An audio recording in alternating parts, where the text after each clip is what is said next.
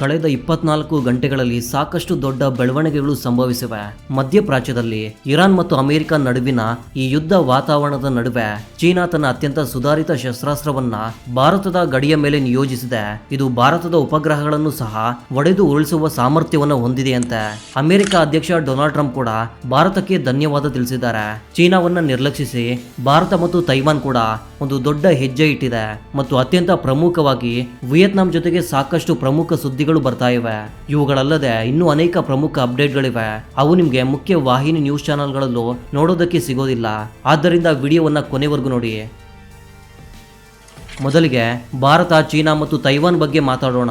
ನಿಮ್ಮ ಮಾಹಿತಿಗಾಗಿ ಸ್ಕ್ರೀನ್ ಮೇಲೆ ಆರ್ಟಿಕಲ್ನ ಸ್ಕ್ರೀನ್ ಶಾಟ್ ಇದೆ ನೋಡಿ. ತೈವಾನ್ ವಿದೇಶಾಂಗ ಸಚಿವಾಲಯದ ಆಮಂತ್ರಣದ ಮೇರೆಗೆ ಭಾರತ ಸರ್ಕಾರವು ಒಂದು ಕ್ರಾಸ್ ಪಾರ್ಟಿ ಡೆಲಿಗೇಷನ್ ಅನ್ನ ತೈವಾನ್ನ ಪ್ರವಾಸಕ್ಕೆ ಕಳುಹಿಸಿದೆ ಎಂಬ ಸುದ್ದಿ ಹೊರಬರ್ತಿದೆ. ಈ ನಿಯೋಗವು ಮೇ 4ರಂದು ತೈವಾನ್ ತಲುಪಿದೆ ಮತ್ತು ಮೇ 9ರವರೆಗೆ ಅಲ್ಲಿ ಸರ್ಕಾರದೊಂದಿಗೆ ಸಭೆಗಳಲ್ಲಿ ಭಾಗವಹಿಸಲಿದೆ. ವಿವಿಧ ಕ್ಷೇತ್ರಗಳಲ್ಲಿ ಉಭಯ ದೇಶಗಳ ಸಂಬಂಧವನ್ನ ಹೇಗೆ ಬಲಪಡಿಸಬೇಕು ಎಂಬ ಬಗ್ಗೆ ಇವರು ಚರ್ಚೆ ನಡೆಸಲಿದ್ದಾರೆ. ಈ ಮಾಹಿತಿಯನ್ನ ಸ್ವತಃ ತೈವಾನ್ ವಿದೇಶಾಂಗ ಸಚಿವಾಲಯವೇ ನೀಡಿದೆ. ಆದರೆ ಭಾರತದ ವಿದೇಶಾಂಗ ಸಚಿವಾಲಯವು ಈ ಬಗ್ಗೆ ಈವರೆಗೆ ಅಧಿಕೃತವಾಗಿ ಏನನ್ನೂ ತಿಳಿಸಿಲ್ಲ. ತೈವಾನ್ನ ಪ್ರೆಸ್ ರಿಲೀಸ್ ಪ್ರಕಾರ ಭಾರತದಿಂದ ತೈವಾನ್ಗೆ ಹೋಗಿರುವ ನಿಯೋಗದಲ್ಲಿ ಭಾರತೀಯ ಜನತಾ ಪಾರ್ಟಿ, ಕಾಂಗ್ರೆಸ್ ಪಾರ್ಟಿ, ಶಿವಸೇನೆ ಮತ್ತು ಈಶಾನ್ಯ ಭಾರತದ ಎನ್ಪಿಪಿ ಪಾರ್ಟಿಯ ಸದಸ್ಯರು ಸೇರಿದ್ದಾರೆ.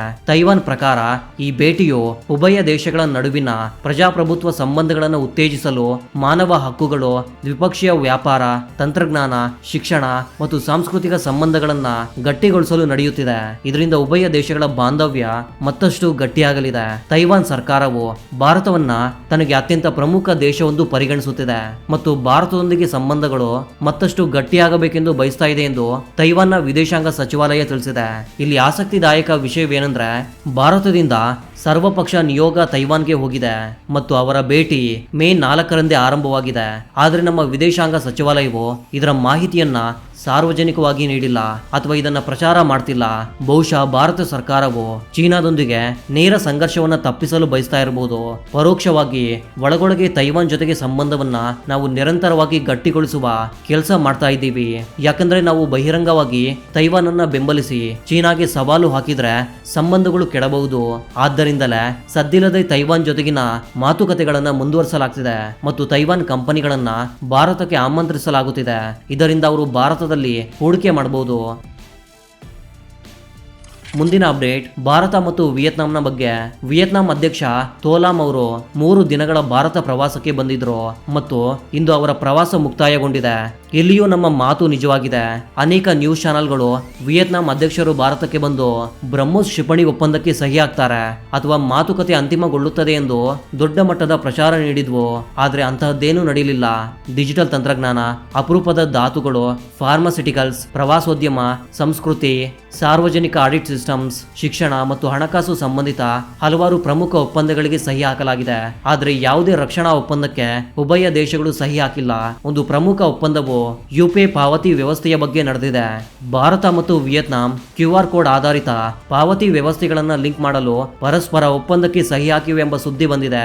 ಸದ್ಯಕ್ಕೆ ಉಭಯ ದೇಶಗಳ ನಡುವೆ ಕೇವಲ ಒಪ್ಪಂದಕ್ಕೆ ಸಹಿ ಹಾಕಲಾಗಿದೆ. ಬ್ಯಾಕ್ ಎಂಡ್ ಇಂಟಿಗ್ರೇಷನ್ ಇನ್ನೂ ಆರಂಭವಾಗಬೇಕಿದೆ.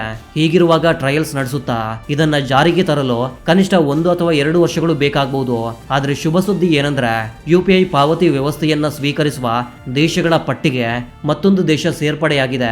ಮತ್ತೊಂದು ಸುದ್ದಿ ಏನಂದ್ರೆ, ವಿಯೆಟ್ನಾಂನ ವಾಯುಪಡೆ ಬಳಸುತ್ತಿರುವ ಸುಖೋಯ್ ಫೈಟರ್ ಜೆಟ್ಗಳು ಮತ್ತು ವಿಯೆಟ್ನಾಂ ಚಲಾಯಿಸುವ ಕಿಲೋಗ್ಲಾಸ್ ಸಬ್ಮೆರಿನ್ ಗಳನ್ನ ನಿರ್ವಹಿಸಲು, ಅಪ್ಗ್ರೇಡ್ ಮಾಡಲು ಮತ್ತು ಅವುಗಳ ಸರ್ವಿಸ್ ನಲ್ಲಿ ಸಹಾಯ ಮಾಡಲು ಭಾರತವು ಆಫರ್ ನೀಡಿದೆ. ವಿಯೆಟ್ನಾಂ ಸೇನೆಯಲ್ಲಿರುವ ಅನೇಕ ಫೈಟರ್ ಜೆಟ್ಗಳು, ಯುದ್ಧ ನೌಕೆಗಳು ಮತ್ತು ಸಬ್ಮೆರಿನ್ ಗಳನ್ನ ಅವರು ರಷ್ಯಾದಿಂದ ಖರೀದಿ ಮಾಡಿದ್ದಾರೆ. ಆದರೆ ಭಾರತೀಯ ರಕ್ಷಣಾ ಕಂಪನಿಗಳ ಬಳಿ ರಷ್ಯನ್ ಮೂಲದ ಶಸ್ತ್ರಾಸ್ತ್ರಗಳನ್ನ ಸಪೋರ್ಟ್ ಮಾಡಲು, ಅಪ್ಗ್ರೇಡ್ ಮಾಡಲು ಮತ್ತು ನಿರ್ವಹಿಸಲು ಉತ್ತಮ ಅನುಭವವಿದೆ. ಯಾಕಂದ್ರೆ ಭಾರತೀಯ ಸೇನೆಯು ಸ್ವತಃ ದಶಕಗಳಿಂದ ರಷ್ಯನ್ ಶಸ್ತ್ರಾಸ್ತ್ರಗಳನ್ನ ಬಳಸ್ತಾ ಇದೆ. ಭಾರತೀಯ ವಾಯುಪಡೆಯ ಬಳಿ ದೊಡ್ಡ ಸಂಖ್ಯೆಯಲ್ಲಿ ಸುಖೋಯ್ Su-30 MKI ಫೈಟರ್ ಜೆಟ್ಗಳಿವೆ ಮತ್ತು ಭಾರತೀಯ ನೌಕಾಪಡೆಯು ಕಿಲೋ ಕ್ಲಾಸ್ ಸಬ್ಮೆರಿನ್ ಗಳನ್ನ ಬಳಸ್ತಾ ಇತ್ತು. ಆದ್ದರಿಂದ ಭಾರತದ ಬಳಿ ಈ ವ್ಯವಸ್ಥೆಗಳ ಕಾರ್ಯಾಚರಣೆಯ ಅನುಭವ, ರಿಪೇರಿ ವ್ಯವಸ್ಥೆ, ಬಿಡಿ ಭಾಗಗಳ ಪೂರೈಕೆ ಜಾಲ ಮತ್ತು ತಾಂತ್ರಿಕ ಮಾನವ ಶಕ್ತಿ ಈಗಾಗಲೇ ಲಭ್ಯವಿದೆ. ಮತ್ತೊಂದು ಪ್ರಮುಖ ವಿಷಯವೇನೆಂದ್ರೆ, ಯುಕ್ರೇನ್ ಯುದ್ಧದ ನಂತರ ರಷ್ಯಾದ ರಕ್ಷಣಾ ಪೂರೈಕೆ ಜಾಲದ ಮೇಲೆ ಸಾಕಷ್ಟು ಒತ್ತಡ ಬಿದ್ದಿದೆ. ಬಿಡಿ ಭಾಗಗಳು ನಿರಂತರವಾಗಿ ತಡವಾಗುತ್ತಿವೆ. ನಿರ್ಬಂಧಗಳು ಮತ್ತು ಲಾಜಿಸ್ಟಿಕ್ ಸಮಸ್ಯೆಗಳ ಕಾರಣದಿಂದ ರಷ್ಯಾ ತನ್ನ ಪ್ರತಿಯೊಂದು ಗ್ರಾಹಕ ದೇಶಕ್ಕೆ ಶಸ್ತ್ರಾಸ್ತ್ರ ಸಪೋರ್ಟ್ ನೀಡಲು ಸಾಧ್ಯವಾಗ್ತಿಲ್ಲ. ಇದೇ ಕಾರಣಕ್ಕೆ ಭಾರತಕ್ಕೆ ಒಂದು ಸುವರ್ಣ ಅವಕಾಶ ಎದುರಾಗಿದೆ. ಯಾಕಂದ್ರೆ ನಾವು ಸ್ವತಃ ರಷ್ಯನ್ ಶಸ್ತ್ರಾಸ್ತ್ರ ವ್ಯವಸ್ಥೆಗಳನ್ನ ಸ್ಥಳೀಯವಾಗಿ ನಿರ್ವಹಿಸುತ್ತಿದ್ದೇವೆ ಮತ್ತು ಭಾಗಶಃ ಉತ್ಪಾದನೆಯನ್ನು ಮಾಡ್ತಿದ್ದೀವಿ. ಇದರ ಜೊತೆಗೆ ನಾವು ಇತರ ದೇಶಗಳಿಗೂ ಬೆಂಬಲ ನೀಡಬಹುದು. ಭಾರತವು ವಿಯೆಟ್ನಾಂಗೆ $500 ಮಿಲಿಯನ್ ಕ್ರೆಡಿಟ್ ಲೈನ್ ನೀಡುವ ಆಫರ್ ಕೂಡ ನೀಡಿದೆ ಎಂದು ತಿಳಿದು ಬಂದಿದೆ. ಅಂದರೆ ಭಾರತವು ವಿಯೆಟ್ನಾಂಗೆ ನಮ್ಮಿಂದ $500 ಮಿಲಿಯನ್ ಮೌಲ್ಯದ ಶಸ್ತ್ರಾಸ್ತ್ರಗಳನ್ನ ಖರೀದಿಸಬಹುದು ಅಥವಾ ತಮ್ಮ ಶಸ್ತ್ರಾಸ್ತ್ರಗಳನ್ನ ಅಪ್ಗ್ರೇಡ್ ಮಾಡಿಕೊಳ್ಳಬಹುದು ಎಂದು ಹೇಳ್ತಾ ಇದೆ.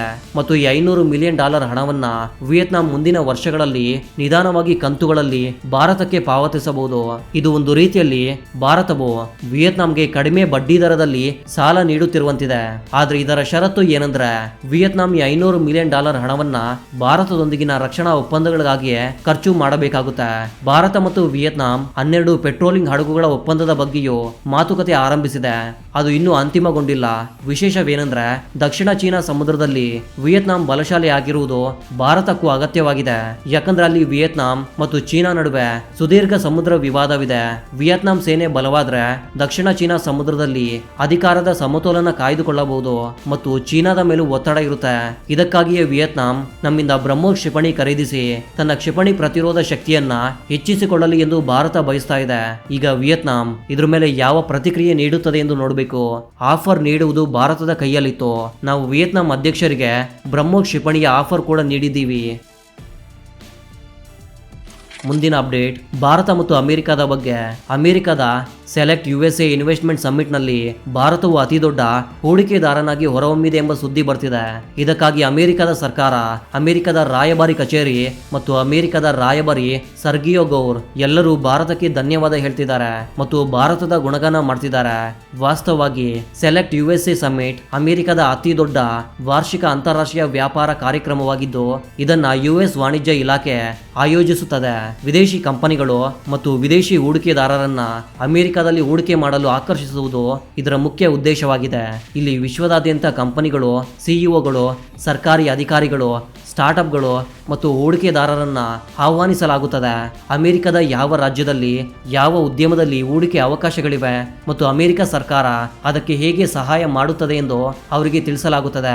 ಈ ವರ್ಷದ ಸಮ್ಮಿಟ್ನಲ್ಲಿ ಅತಿ ಹೆಚ್ಚು ಹೂಡಿಕೆ ಮಾಡಿದ ದೇಶ ಭಾರತವಾಗಿದೆ. ಭಾರತೀಯ ಕಂಪನಿಗಳು ಅಮೆರಿಕದೊಂದಿಗೆ ಅತಿ ಹೆಚ್ಚು ಹೂಡಿಕೆ ಪ್ರಸ್ತಾವನೆಗಳಿಗೆ ಸಹಿ ಹಾಕಿದೆ. ವರದಿಗಳ ಪ್ರಕಾರ ಭಾರತೀಯ ಕಂಪನಿಗಳು ಇದುವರೆಗೆ $20.5 ಬಿಲಿಯನ್ ಹೂಡಿಕೆ ಮಾಡುವ ಒಪ್ಪಂದವನ್ನ ಘೋಷಿಸಿದೆ. ಇದರಲ್ಲಿ ವಿಶೇಷತೆ ಏನಂದ್ರೆ $19 ಬಿಲಿಯನ್ ಹಣವನ್ನ ಕೇವಲ ಭಾರತದ ಫಾರ್ಮಾ ಕಂಪನಿಗಳೇ ಹೂಡಿಕೆ ಮಾಡಲು ಒಪ್ಪಂದ ಮಾಡಿಕೊಂಡಿವೆ.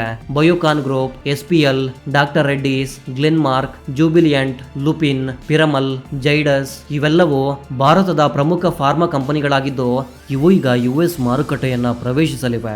ಭಾರತದ ಫಾರ್ಮಾ ಕಂಪನಿಗಳು ಇನ್ಮುಂದೆ ಅಮೆರಿಕದಲ್ಲಿ ಫ್ಯಾಕ್ಟರಿಗಳನ್ನು ಹಾಕಲಿವೆ, ಸಂಶೋಧನಾ ಕೇಂದ್ರಗಳನ್ನು ತೆರೆಯಲಿವೆ ಮತ್ತು ಅಲ್ಲಿ ಉತ್ಪಾದನೆಯನ್ನ ಹೆಚ್ಚಿಸಲಿವೆ.